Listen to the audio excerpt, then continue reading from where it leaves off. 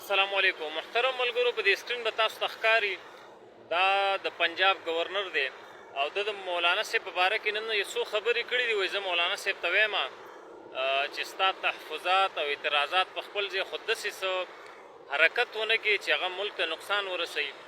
یعنې د دې خبرو مطلب دا دی چې دا ملک د دوی د پلار دی. هلکه هغه خپل ماضي دی وګوره، خپل تاریخ دی وګوره.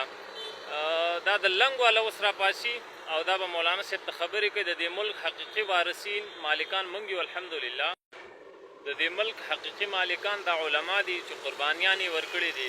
دا د کچې ډاکوان اوس راځي او ځان یې د دې ملک مالکان جوړ کړي دي او بیا دا خبرې کوي. داسې خلکو ته مولانا صاحب خو تاسو پیژنئ، هغه ډېر زبردست جواب کوي او د مولانا صاحب دا جواب واورئ او دې خلکو ته یې ورسوئ چې آینده داسې قسمه جرأت ونه کړي.